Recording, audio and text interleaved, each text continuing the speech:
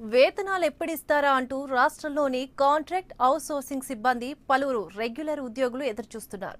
మార్చి నెల జీతం ఇంతవరకు అందకపోవడంతో ఆ కుటుంబాల కష్టాలు అన్నీ ఇన్ని కావు. తమకు వేతనాలు ఎప్పుడిస్తారని ప్రశ్నించగా బడ్జెట్ సమస్యలతో మరికొందరికి సాంకేతిక కారణాలతో అందలేదని చెప్తున్నారు. మార్చి నెలకు సంబంధించి ఇంకా 1000 కోట్ల రూపాయల వరకు జీతాలు చెల్లించాల్సి ఉంది.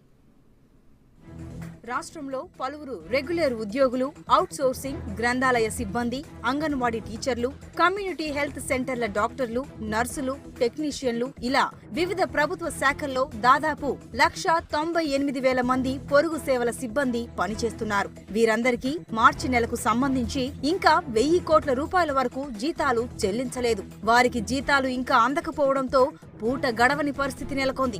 వేతనాల ఆలస్యం కారణంగా ఉద్యోగులందరూ ఆందోళన వ్యక్తం చేస్తున్నారు.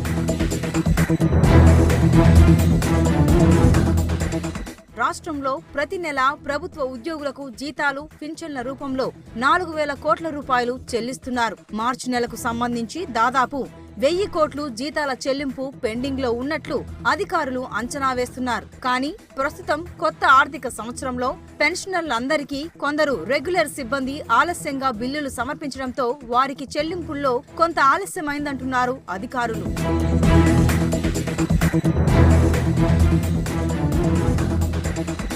గత ఆర్థిక సంవత్సరం చివరి నాటికి పీడీ ఖాతాల నిధులు పూర్తిగా ఖాళీ చేయడంతో సమస్యలు ఎదురవుతున్నాయి. ఆ ఖాతాల నిర్వహణను ప్రభుత్వం స్తంభింపజేయడంతో గ్రంథాలయ సిబ్బందికి ఫిబ్రవరి నుంచి జీతాలు రావడం లేదు. 3 నెలల నుంచి అంగన్వాడీ టీచర్లు, ఆయాలకు జీతాలు పెండింగ్ లో ఉండడంతో వారు తీవ్ర ఇబ్బందులు ఎదుర్కొంటున్నారు. అలాగే రాష్ట్రంలోని 127 కమ్యూనిటీ ఆరోగ్య కేంద్రాల వైద్యులు, నర్సులు, టెక్నీషియన్లకు సకాలంలో వేతనాలు అందడం లేదని, పీఆర్సీ బకాయిల చెల్లింపులు పూర్తి కాలేదని వాపోతున్నారు.